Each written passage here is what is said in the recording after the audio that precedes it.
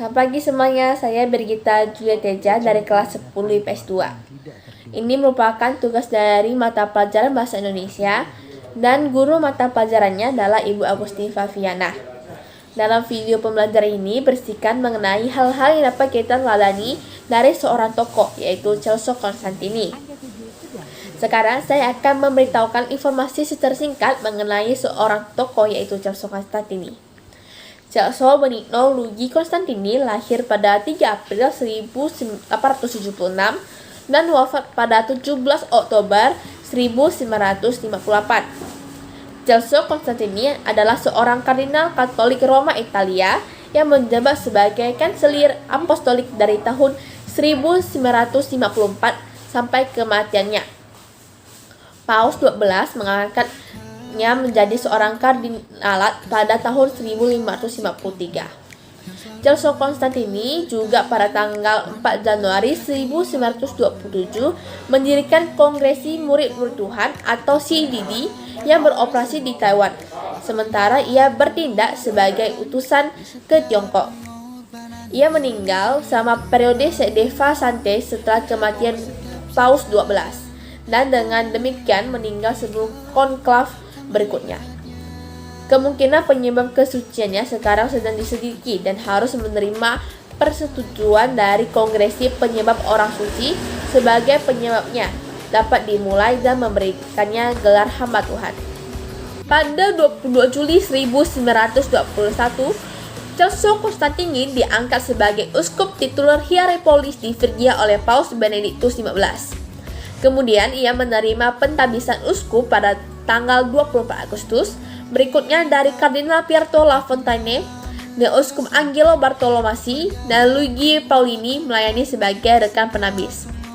Celso Konstantini menjadi delegasi apostolik pertama ke Cina pada 12 Agustus 1922 dan dimajukan sebagai uskup agung tituler Theodosiopolis di Arkadia pada bulan berikutnya, yaitu 9 September.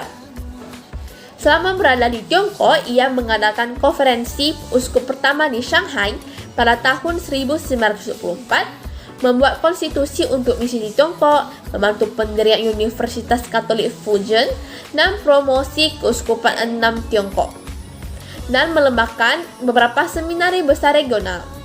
Pada tahun 1931, ia mendirikan Kongresi Murid-Murid Tuhan atau CDD pada 31 Maret dan menjadi Ordo Latin Harbin, yaitu 28 Mei.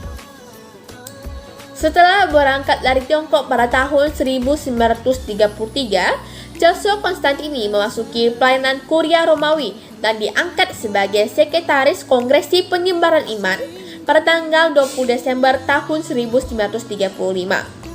Sebagai sekretaris, ia adalah pejabat tertinggi kedua di Libera itu di bawah Kardinal Pietro Fumasoni Biondi.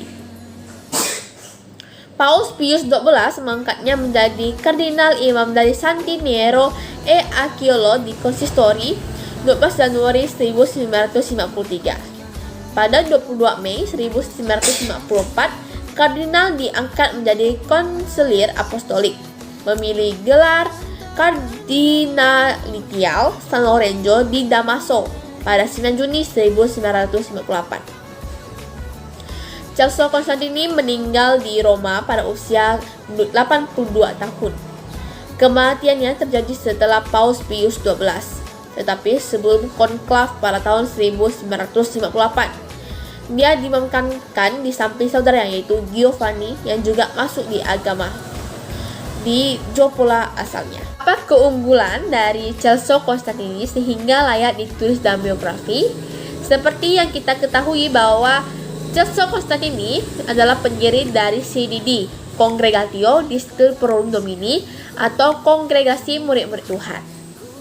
Nah, CDD ini mendirikan sekolah kita yaitu Kuncung dari jenjang PG sampai SMK dengan jalan yang sangat panjang. Sehingga Celso Konstantini ini sangat menginspirasi kita untuk meneladani nilai-nilai Konstantini. Dan nilai-nilai Konstantini sebagai berikut. Yang pertama adalah pionir atau perintis, yaitu meminta kita untuk pembuka jalan dan berani memulai.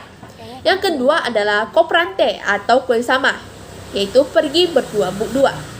Yang ketiga, providentia, yaitu sebagai mitra kerja Tuhan.